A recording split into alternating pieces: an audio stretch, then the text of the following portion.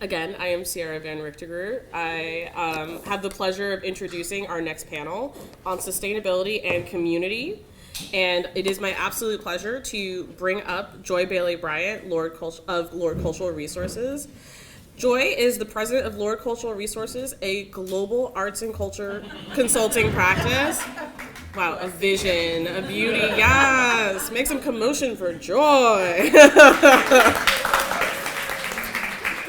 She is a certified interpretive planner and specialist in municipal strategy around culture. She has led Lord's teams for planning remarkable projects.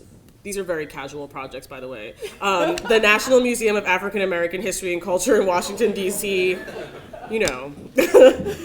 Also the National September 11th Memorial and Museum at World Trade Center, Albany Civil Rights Institute in Albany, Georgia, and many others. It is my absolute pleasure to welcome Joy up and to start her slides. Oh, thank you. Oh, so we're doing one at a time? Yeah, we're gonna do one at a time. Okay. You get your own spotlight. Well, I love it. I mean, not I like a vision. my own spotlight. I'll give you a quick one. Okay. That's all you. And this mic is rolling away from me. So. And I just, You should be able to.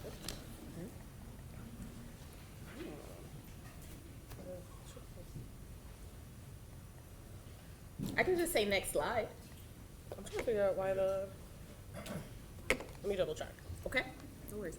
Hi, everyone. Thank you so much for rejoining. I know it's always hard to come back from lunch, so it's actually great to be the after lunch speaker because you're full.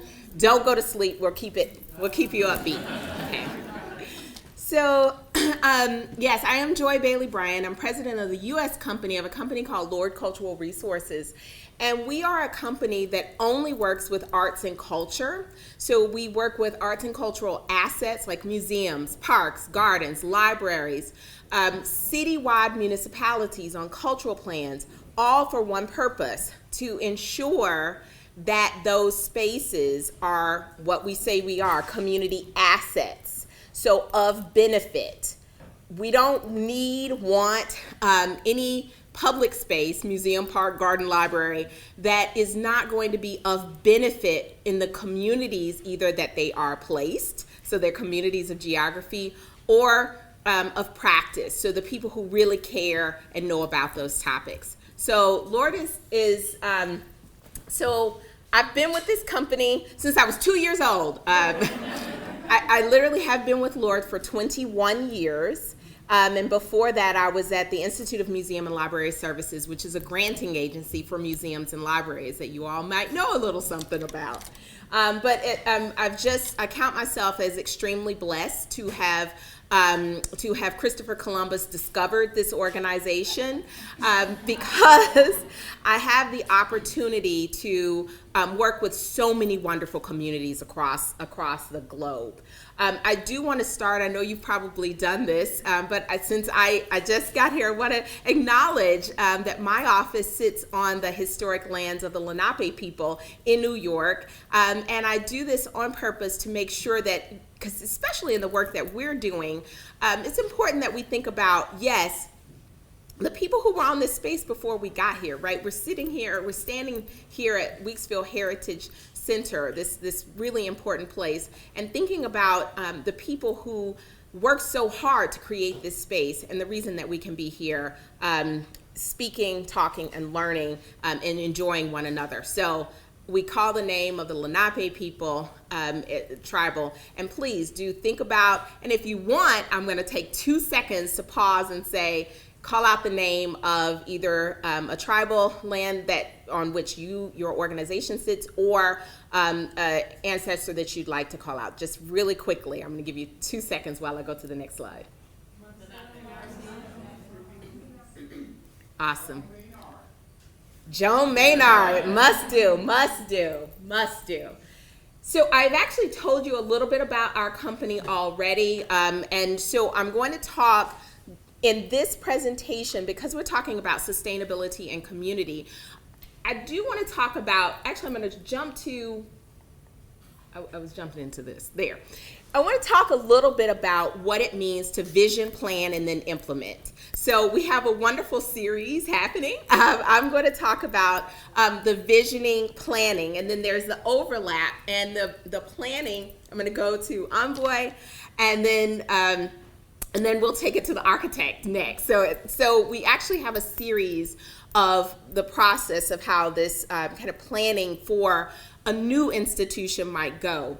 I'm skipping ahead because I know we want to get to the meat of the matter. Those images were just examples of places where we have been able to do this work. New organizations, existing institutions or existing organizations, because who wants to be in an institution, or new ideas. And when we're thinking about that, all of them need three things: vision, plan, and implementation. So when we're thinking about our vision, it's really understanding what is it that you are trying to do. When we think about, I don't care what the size of your organization is or how much money you have, in order to be sustainable, you have to have that compelling idea and understanding of that compelling idea, and why your compelling idea is not just compelling for you, but also for your two communities that I've just named: your communities of practice, so those people who care about what you do and have, and your geographic community, those people who are walking around outside of your doors, and yes, even your gates. That's important. So that community of geography, you'll hear me talking about that a lot, because those are the people, communities, organizations that can visit you the most and that need you the most. When we talk about being an asset, that's really the community. If you're in their neighborhood, you want to make sure you're serving those people, very importantly. So that's what the visioning is all about when we're talking about listening and understanding. It's not just, I have a story inside of me that I want to tell. How does the story inside of me, the collection I might have, the heritage or historical story, how does that relate to the communities around me, and how can it serve the needs of the community around me? I had the great fortune of working with Weeksville Heritage Center on their strategic plan for 2018. And we had an exercise. It was a visioning exercise. And Jennifer, I think you were there in person, actually. And we had this exercise where we were talking about the different audiences. And there were a lot of Brooklyn-based audiences that were named. One particular audience was the advocates. It was the advocate audience. And one of the staff members from Weeksville said, because, consultant, I give you dots. I'm only going to give you dots. So one of the staff members had his 3 dots, and he says, I'm going to put all 3 of my dots on these advocate, because those are the people who kept this place alive, who ensured that this place was built, who ensured that when all of the threats were happening, that made sure Weeksville survived and is now thriving. So I'm putting all of my dots on that group. And when you think about visioning, that is the kind of thing you want to think about. Who are those people? What are those communities that are going to be the sustainers for your space all the way throughout? So just kind of practically, how do you connect with people? You do that through conversations of all types. We talk about charrettes, we talk about interviews. And here's the thing, you're not a lone ranger. You don't have to be the person that goes out and says, oh, I'm going to convene a community, come inside of my gates. No, instead, you can say, I am an organization. I know that outside of my doors, there are wonderful organizations who work with people who live in my community. How do I go to them and have those conversations, right? So walking outside of your doors and outside of your spaces is always important. I'm a little bit of a zealot, so I preach stuff, so you have to kind of pull me back from it. So then the planning, you take all of that information, pull it forward into real practical, put it down on paper, practical information. What does that mean? That could mean a business plan. Who's your market? who is your who's going to, so your market, who's going to visit you, and we divide it out, you know, your primary market, secondary market, tertiary. Who is your market? Who's going to come?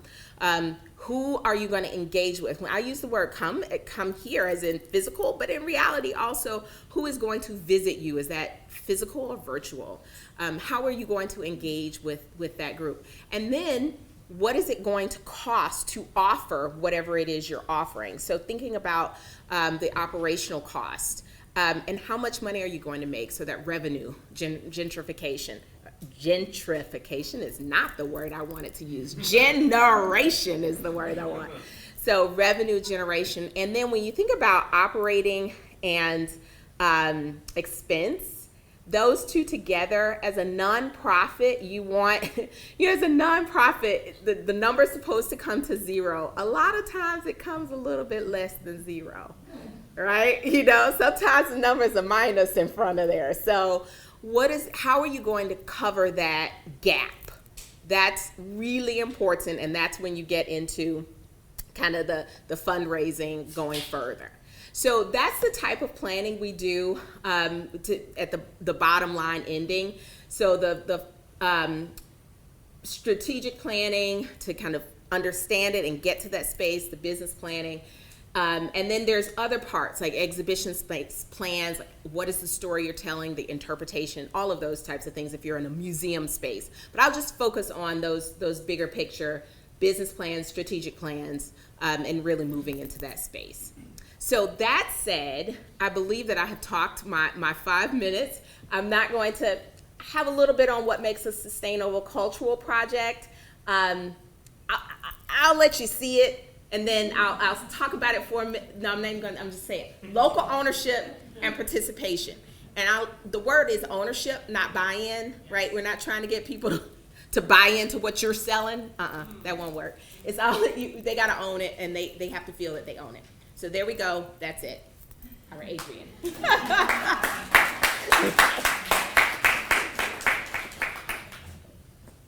I can't believe she only gave us 5 minutes. Well, you said. I know. I am also committed to this tight schedule, but Those are just supplemental. Got some supplement. I feel like I should have some like elevator music playing. Thank you so much, Joy. I am super excited to bring up next Adrienne Hepler. Adrienne is a co-founder of Envoie Projects, and before founding this, she served as the director of capital projects and government relations for the Public Theater in New York City, casually managing a $42 million renovation to a landmark building, which remained operational during 4 years of construction. Adrienne, how? Adrienne excels at strategic oversight and planning for complex capital projects with a particular passion for and expertise in projects for cultural, mission-driven, and not-for-profit clients. She builds and directs large teams and is adept at navigating capital projects of all types and sizes through regulatory review and approvals processes to completion on time and on budget. Adrienne is a member of both WX New York Women Executives in Real Estate and the Owner Representative Project Manager Alliance, serves on the Ambassador Council for Non-Traditional Employment for Women, NEW, and was a Beverly Willis Foundation Emerging Leader. Adrienne, come on up. Incredible. This is amazing. You're sweet. Hi, everyone. Nice to be with you today. I'm going to try to go as fast as Joy did and give you as much information. So I'm just going to start off by very quickly telling you what an owner's rep does, because we all know what an architect and contractor does. We're the third leg. We're really the people that are there to be your partner throughout the process, from establishing your program goals up front to finding the right architect, working through the design process with you, and then finding the right contractor and contracting method, and then managing the construction. So we like to say that we're your eyes and ears. We're there to synthesize difficult information and help you make decisions. We don't make decisions for you, but we really are there to advocate for your goals, your needs, and make sure that they're being met throughout the design and construction process. And finally, we like to say we do our jobs so that you can do yours, because we know you're all doing at least 3 or 4 jobs if you work in a nonprofit, and our clients are almost exclusively nonprofits. We build museums, theaters, Brooklyn Public Libraries, and schools. So we really know this medium well. So I structured my part of the talk in terms of how to plan for and implement a project, or I guess maybe Kim's going to do more implementation, but we'll talk about planning. So briefly, the first stages of setting up a project are what are we doing, what are our goals, let's figure out and write down, which is important, your program goals, because we need to go back to those throughout the design and construction process. You might be doing site selection, or you might be thinking about renovating an existing space. We'll talk a little bit more about that. Then you'll move into concept design. So let's figure out what we're doing. We need some pretty pictures to be able to sell this to donors. And creating our fundraising and organizational plans are really important, like what Joy touched on in terms of operating budgets. And then finally, we'll move through the design, construction, and close out process. So I thought about this in two ways. One is organizational stability and sustainability, and the other one is actual physical plant building sustainability. So the first step, as I mentioned, is establishing your program goals. Really define what you want to do, what your goals are, and who your decision makers are. You need to plan for future growth, right? Can the space you're looking at support your future needs, or can you expand? Are you landlocked? Do you have any available space to move up, or are you looking at a new site potentially in addition to your site, or are you going to give up the old site and move out? For expansion projects, we really need to think about the cost of the new building. So this is something important that I think perhaps happens too late with a lot of our clients in terms of figuring out what is it going to cost to build the new building? What is it going to cost to run it? You know, if you're a museum and you're adding a theater to your space, how will you sell tickets? What staff is necessary to market those tickets? What does it cost to have those staff members on board? Those are all things you want to think about as you're planning the project. And adjacent to that, you need to think about how you'll fund the project, right? You're now going to be fundraising for capital in addition to operating, and you need to make sure you're not pilfering from operating to fund the capital. Establishing your campaign period, your pyramid up front is important so that you really know what your donor base is and whether you can support all of the goals you're setting out with this project. Thinking about cash flow up front is also important. I can't tell you how many times I'm in a room where we're about to start construction and someone says, well, how are we going to pay for this, you know, in the interim while our funding comes in? And at that point, it's really too late. We make it work, but ideally that's something you're thinking about at the beginning of a project. You're building the cost of financing into your project. Thinking about leasing versus owning. You know, if you lease a space, is it worth a big capital investment? How long-term is your lease? If you're going to own the building for the first time, thinking about all of the maintenance concerns and all of the costs that go into owning versus leasing. And then the cost of government funding. We have one of our favorite funders in the building today. But to spend government money, it's going to cost you money, and you need to build that into your budget. There's not any city, state, or federal funding that my clients get where they don't actually spend money to be able to receive that money, whether it's in the form of a consultant like me, or it's in the form of this takes longer to actually get reimbursed, so you might have a longer duration of work, or you might wait to start the project. And then, of course, that financing cost of the cash flow. And then finally, something that's really important to my firm is maintaining good relations with neighbors. So thinking about as you come into a site, how do you maintain good relations with neighbors who might be really annoyed that you're in construction for 3 years and you're creating rats and noise and dust and ruining their lives on a weekend? We really try to mitigate that by bringing them along, at least informing them of the process, how long it's going to take, like just having a sense of the fact that you may be entering into a new community, and how do you emerge from this project with good relations. So the next step is the actual physical plant and the physical sustainability of the building. So one thing we want to look at is making sure that our design is meeting our program goals in terms of square footage, right? We don't want to over design a building and then have square footage that we can't program, can't support, but we definitely have to heat it, cool it, and light it. So we want to make sure that your operational costs are going to match the actual building that you're building. Site appropriateness, are you doing out of the ground or renovation? One of the really hard decisions to make, and you don't always know this up front, is like, I have this building, lots of existing conditions, issues, should we take it down or try to renovate it? And Kim and I actually worked on a project like that years ago, and I think by the end of it, a lot of us felt like we would have been better off to have just torn it down, because we hit so many existing conditions, and it was costly and time consuming. So that's just a question to ask as you're part in this planning process. Finally, the building master plan. If you're in an existing building, it's really important as you plan for capital projects to think about the building needs. So immediate, mid, and long-term plans are important, like 5 to 10 years out, so that you know in 5 years your boiler might need to be replaced. And perhaps you can try to wrap a lot of these projects into your capital project. And if not, at least you know what your spending is going to be going forward. So this is a brief case study. I won't spend a lot of time on it.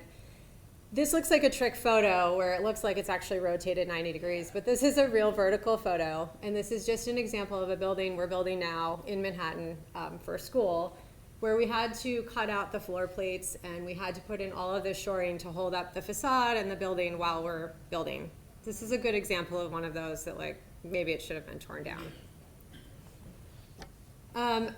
Finally, our role as owners reps in terms of building maintenance and longevity, this is one of my favorite ones to focus on. While we're in the design process, we're always challenging the architects about duration of materials, sustainability of materials. Architects will come to you with sustainable options always now.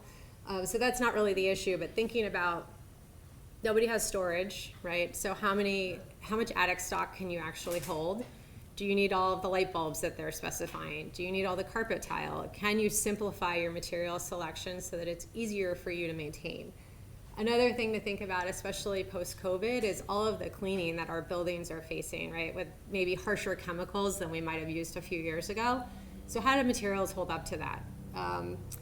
Thinking about useful life, it's just a question to ask so that you know your architect can tell you roughly the useful life of this renovation. You know, is it 10 years? Is it 50? When will you have to replace the bathroom fixtures? It's just something to know so that you are aware of the next time you need to do another round of work. And then the ease of maintenance and training for staff are two really important things. Sometimes we see buildings get over-designed in the sense that a building staff may have been used to working with like an on-off switch for your systems, and then they get a BMS, which is a computer-based system, and they can't operate it. So we will come in and help train them and try to facilitate that. But it's also, while you're in the design process, asking questions of your design team, like, what is it going to take to maintain this? How easy is this? Do we need to hire new people? Can we change the filters ourselves in the HVAC units? Those kinds of things are important so that later on you don't get a big surprise. This is one of my favorite things, a client who had brass on their exterior doors. Like, do you want to polish brass all the time? Because you have to if you have it. So thinking about that in advance and maybe choosing materials that are easier for you to maintain is important. Also, a really snazzy bench that we'd all like to have in our home doesn't work at all in a public space, right? There's no way to clean that. So it's things like that you want to be thinking about all along. We also have a client who I'll just say it's a theater. They hired this amazing interior designer who did beautiful work, but I took one look at it and I was like, all of these finishes are going to be destroyed. A theater has road boxes running through. They bang into the walls. They scrape everything up, right? So we had to go through and really help her keep a lot of really beautiful elements, but think about how to make it a more durable finish. And finally, you all know what LEED is, and it's probably something that you have to look at anyway for some of your funding. But WELL is another certification that I think is important to at least talk about. I don't think you need to go as far as getting certified necessarily, but thinking about creating healthy spaces for all of the people who are working for you and coming to visit your buildings is important, especially in like the post-COVID world that we're living in. So WELL certification is really about indoor air quality, selection of materials, making sure they're low VOC, and just creating the most healthy space you can for your group.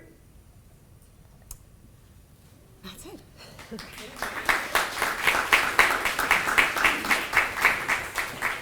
Thank you, Adrienne. And last and absolutely never least is Kim Yao, who is a principal of architecture research office in New York City firm united by their collaborative process, commitment to accountable action, and social and environmental responsibility. ARO's diverse body of work has earned the firm over 100 design awards, including the 2020 National AIA Architecture Firm Award. Okay. Kim is a lecturer at MIT and has taught at Columbia University's Graduate School of Architecture, Planning and Preservation, the School of Constructed Environments, Parsons, the New School for Design, and Barnard College from 2001 to 2011.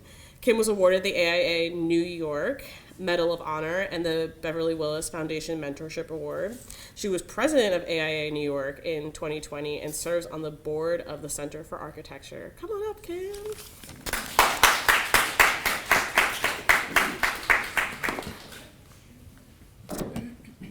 Thank you so much. Sorry, this is just like rolling away. That's okay. All right, I'm just gonna, thank you. Thank you so much. Thank you so much for all being here. I had such a great time this morning listening to the conversations. I'm sure you all did too, so I hope this adds a little bit to what you're gonna take away from this beautiful day in Brooklyn. So you just heard that long bio, sorry. This is my firm, ARO. This is who we are. We're based in Lower Manhattan. I wanted to start by just saying like where we come from, because that's a big part of our process and how we can engage clients as part of the bigger building process, which is what we're here to talk about. And so we believe in a really broad range of diversity and types of projects, including arts and culture, nonprofit, educational. I'm going to talk at the end really quickly about some case studies around those different programmatic ideas. But for us, what's really important, and I feel so blessed to be talking after Joy and Adrienne, because having this right strategic thinking to ground your process is one of the most important things. Before you hire anybody like me, you need to know that you have that vision in place, that you have your planning in place, and that you actually have thought through your goals. So I'm going to talk a little bit about that too, because that's really important to this idea of sustainability. How do you sustain the organization? How do you sustain the community that that organization sort of is embedded within? Those are really important points. So strategic thinking is important in our firm, and at the end of the day, we also just love building and the kind of beauty of materials, thinking about materials, sustainable choices in terms of your material sourcing is a really important part of who we are as a firm. So process, we heard a little bit about process. This is our diagram for process, which really talks about how we iterate and engage clients and communities, and really as a sort of result of that process, identify principles. So I'm going to talk through the case studies about principles, but the idea of principles, going back to this conversation around vision and planning, is really come back to your core goals or core kind of priorities in any given project. So it's a little bit different than like a mission statement, but it is about what do you want to kind of look back on and understand that you achieved. And for us as designers and as collaborators, because the most important part of this is that organizations should always find people to work with who are going to listen, collaborate, like listen and actually hear and incorporate what they're learning and come back and share with you. So this is our diagram that's about that, coming back, doing this feedback loop so that we can be sure that the people who really know what they want in the place we're actually hearing what we've heard, that it's correct and that we're headed down the right path. A lot of this is also kind of about, the principles help us in the process come back and check that our design process is actually living up to those goals. And so it's a way of kind of coming back and saying, hey, are we making the right choices in the process? Are we supporting like the principles that we established at the beginning of the project before anybody really started doing a lot of design work? So for us, it's really important. Someone this morning was talking about stickies. We do sticky notes. You mentioned dots. Like there's all different ways that you sort of talk to community members. They're all important. For us, we want to talk to everybody, and it can be great advice about going to organizations within your community that came up earlier, but talking to also the people who make up your immediate group, like everybody in that group, like the custodial staff, the security staff, like the team who will become those people when you think about a physical plant. You need to understand all those viewpoints to really kind of go into a building project. And then of course, like broader community engagement, which has come up a little bit today. Adrienne, I'm kind of going quickly because I want to make sure we get to talk together before we run out of time. Adrienne already touched on this from a sustainability standpoint, so we're talking about community sustainability, organizational sustainability, and then there's the nitty-gritty when it comes down to our building sustainability, There are many different roadmaps to certification. Fit Well, Living Building Challenge, LEED. You may have heard of some of these, and they touch on different arenas of sort of health, climate health, personal health, mental health. What are we breathing in our environments? How are materials sourced? And is that responsibly and sustainably done? That's the kind of idea. And so your team can really work with you to, again, align these choices around those principles that I was talking about. And Adrienne kind of mentioned this, but it doesn't mean that you always need to actually pursue certifications. It may mean that you say, hey, we're going to use the guidelines established by this metric to help us with our choices, because then we know that we're making sustainable choices. So you can kind of use it as a scaffold if you choose not to go through the formal process. A lot of our clients have that discussion because depending on the scale of the project, it may not make sense to go through that formal process, but they want to know that they have like a way to help them make the right choices and feel really responsible about what they're doing when they're getting into a building project. Because at the end of the day, the building project is long, messy, expensive, and wasteful. So it's basically a process that we have to kind of, every step along the way, make our best choices. So I'm going to talk about, really quickly, 3 case studies, just a few slides on each. I just wanted to talk about, how we envision sustainability and what that meant for these organizations, smaller nonprofit and cultural organizations. This is Rothko Chapel in Houston. And for them, one of the important things was thinking about, creating a building that really aligned with their priorities. So for each of these, I'm going to talk briefly about principles. So contemplation and action, a space for, if you don't know it, for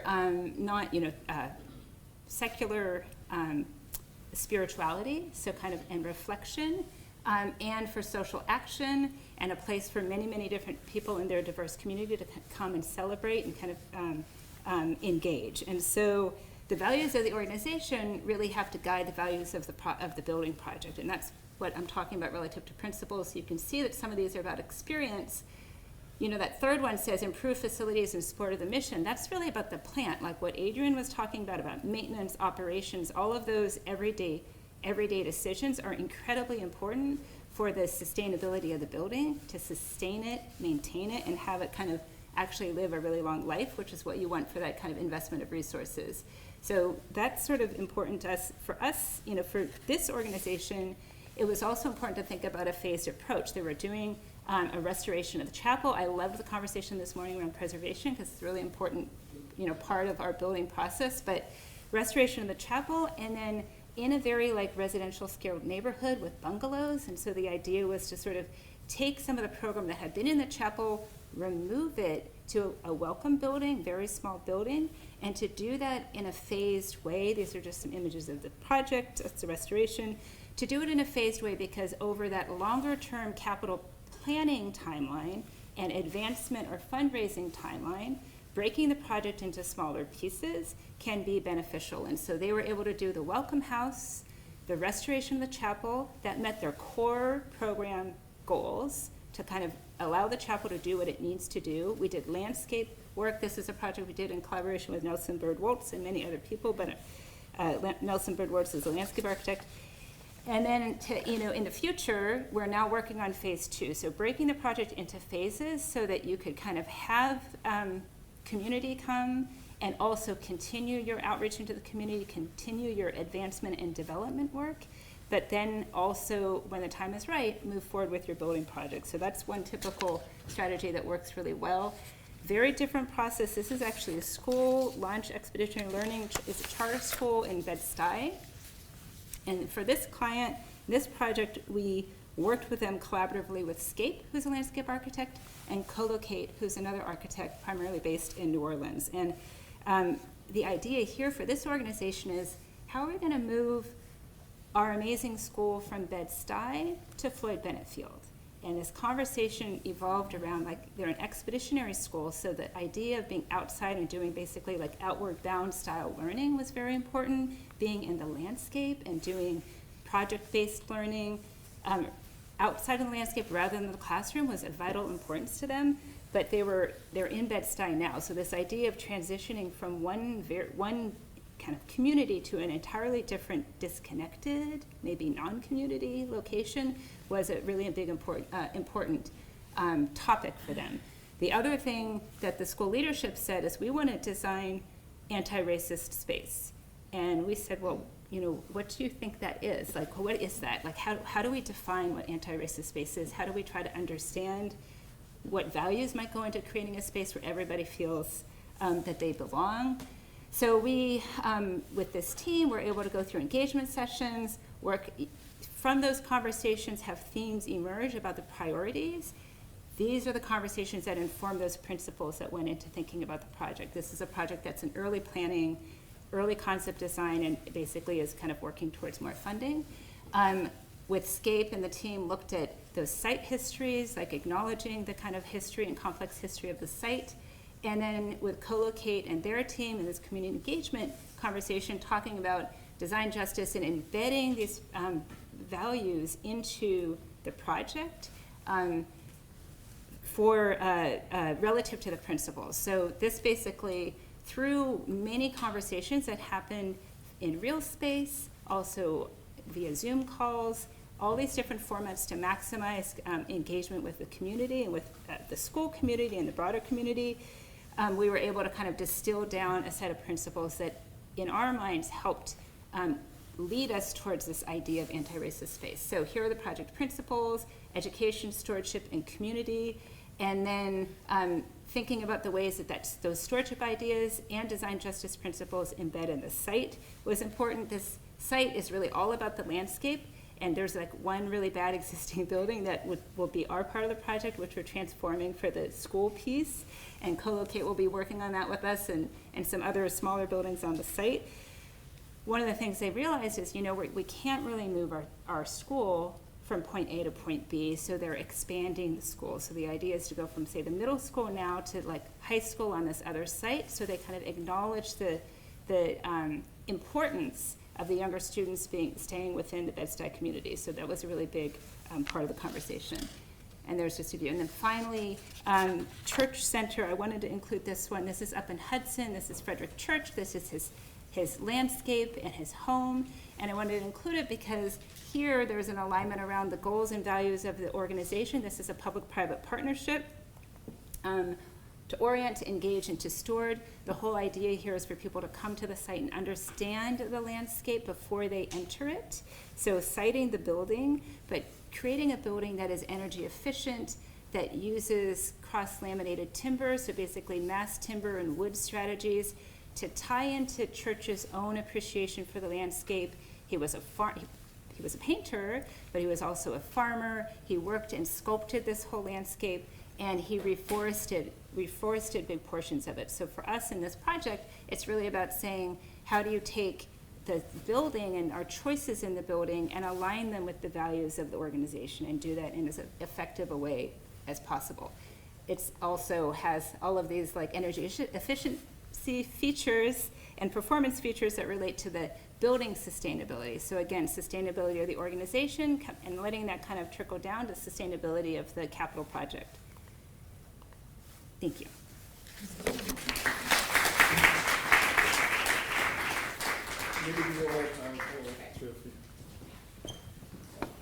Hello.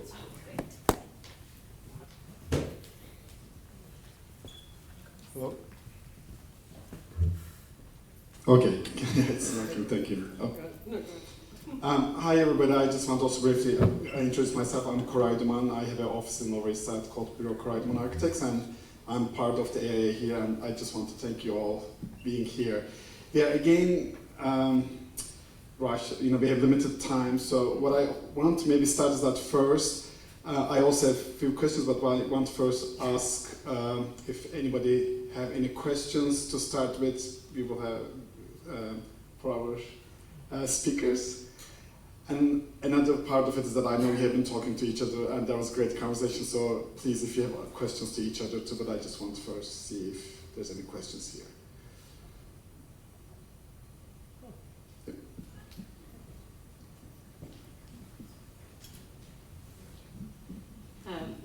Hi everybody, thank you so much. That was enormously informative. And I have a question. I'm from NISCA. I run the capital projects program there, and I see lots of applications from organizations doing capital projects, and not all of them are giant buildings, and not all of them are huge, renovations. Many of them are like, we need to replace our HVAC system, right? More basic, we need to replace our roof. And so I guess I would ask you if you have suggestions for them for how to navigate, like, when do we need to engage one of you when it's not a full-blown renovation or new construction project, but it's in a gray area where somebody like you could be really helpful, but also costly when we're trying to keep costs down. I just love to hear your thoughts. We do a lot of assessment work. So, and it's not necessarily, we could do, if you have a collection, for example, we can do really understanding, if you feel like you need to renovate your space, or the assessment.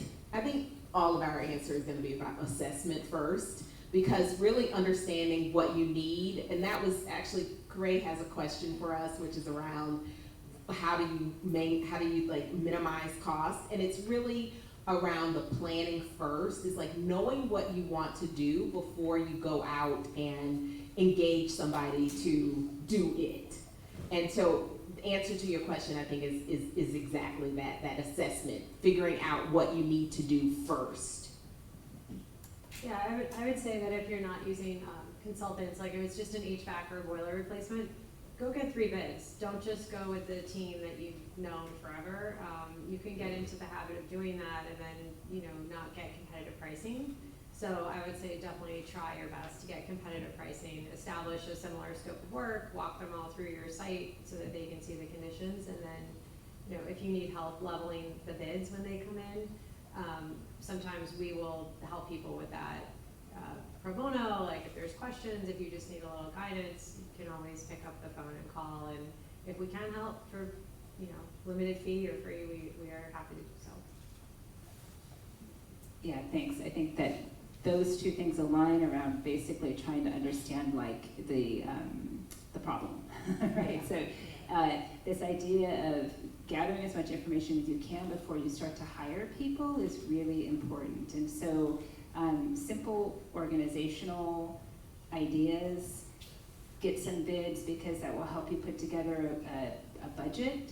Think about, in addition to that hard cost construction budget, there are going to be other costs. Your team, maybe maybe a lawyer, maybe an architect, some other soft costs. You basically start to develop a budget, and there are guidelines, for that you can find. You could just do it by adding a markup, but basically plan and think about the schedule and the timeline. So you're also thinking about, hey, if I do this HVAC replacement, which we really need to do because everything is failing, where are we going, when should we do that work? Can we do it in the summer or not? Would it make a difference if we did it in the winter so that we can make it through the summer? Do we have to be out of our space when that's happening? And where are we going to go? So is there a time of the year that is the least impactful to do that kind of work? Those are just basically organizational and planning questions that you can try to work through, and then take that information and start to talk to some select consultants. And really, you don't need to talk to a lot of people at the top. You might talk to someone like Adrienne, you might talk to someone like an architect, you might talk to anyone like us or others, but start with one group so that you can kind of get a handle on their advice around what you think your project is. So then you have some information, you're taking it back, talking to someone and saying, this is what we think my project is, what would you recommend and what would you do? And that's part of that conversation, part of an interview almost, and that could work too.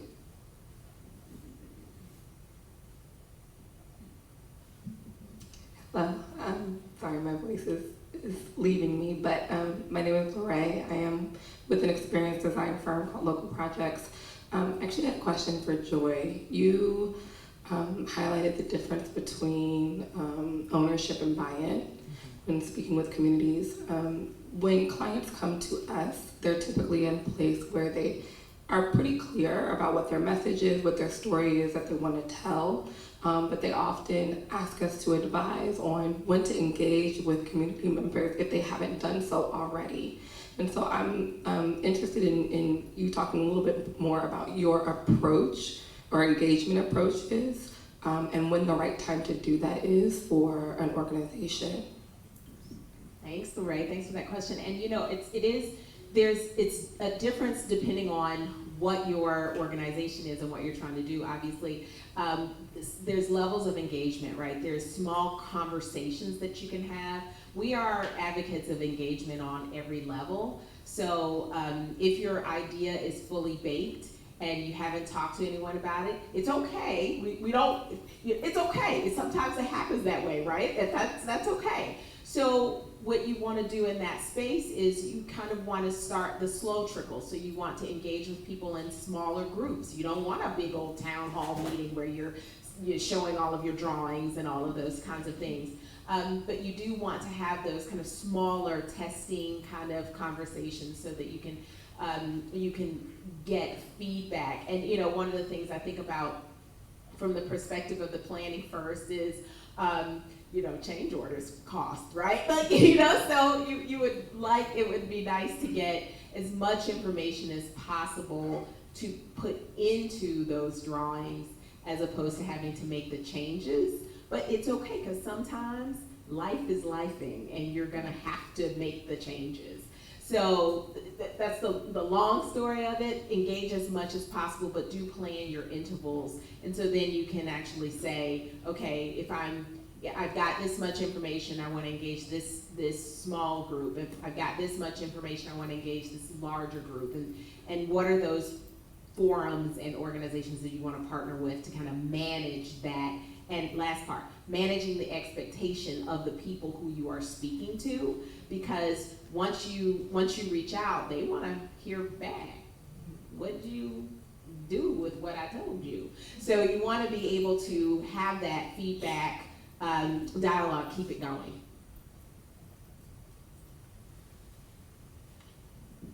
I maybe have one question, which is, it was very interesting that in the morning there was this talk about in New York City there's only 34 CIG registered institutions that are the big ones, and most of the finance goes to them to support, but there's hundreds of other nonprofits, and this shows that there's, as it was mentioned, that I'm quoting, there's the structural barriers for these nonprofits, which are usually black or brown run organizations. Maybe you are leaders in the built environment. One thing that I want to hear is that, what would be your advice to organizations like NYCHA or DCLA that will help this process so that these barriers are maybe eliminated or became smaller from your past experience? So from my perspective, we do a lot of city-funded work with, I work with CIGs and non-CIGs, and I think one barrier I can speak to is just the amount of time it takes to get those funds secured, registered, to get reimbursed for them is a really long time, and it costs my clients money. Like I have one client who we're waiting a year to start work because they can't cash flow without that city reimbursement. So that's a year of escalation at 6%. It's a year of my fees, it compounds. And I think if the city could make a commitment to trying to expedite that process, one of the biggest hurdles they have is they're so understaffed at DCA that they really can't do much about moving the money. So, the city committing to staffing more would help. And I think just trying to get that process moving from DCA to OMB to DDC, it's a 2-year process at least. And I think that's a big hurdle for organizations. The money is always a problem, right? I also feel like and this is, we do some city work, but not as much city work as like Adrienne has experience with. I think that the process, times I have done it with clients, it can be very daunting and it is very opaque. And so I think if there were ways, and this may already happen, but if there were ways that the city and agencies could have more sessions or information that helps guide people a little bit more through this process, because it's bureaucratically very heavy, and without expertise, even with expertise, it's very challenging. And so for a smaller organization who's trying to navigate how to deal with the roof replacement or the HVAC project, it is like, it's I think a big initial stepping stone. So I don't know if, and again, this might already happen, but if it were possible to have sessions that were community-oriented sessions or public sessions, maybe they happen twice a year, or quarterly, where there's just a means to kind of let people come in and get some guidance or to talk through the process with like tips, because I feel like that would be probably very valuable for a lot of organizations. I could end on a kind of positive, I think, or we had and it's not about the city, it's actually about NISCA, who's in the room, in a good way. We had the great fortune of working with NISCA on the strategic plan, on their strategic plan in 2018 to 2019. And we went around the state, and what people kept saying to us is, the grants process is so difficult to navigate. It's very difficult to navigate. And I'm doing that voice not to make fun, but to say, we heard that so much. It's like this arduous process.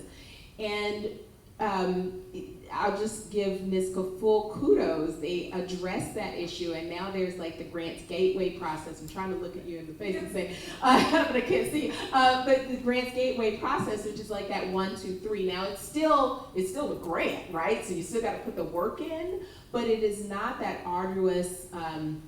It really was an arduous process that you actually had to have dedicated staff that would be working on. It was not meant for small organizations.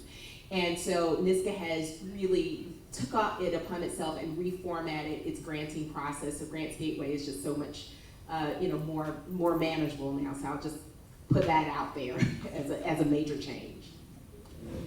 I think The capital application might not be as simple as that. We're trying. We're always trying. Fair. I think we are out of our time. Thank you so much for that. This was really important.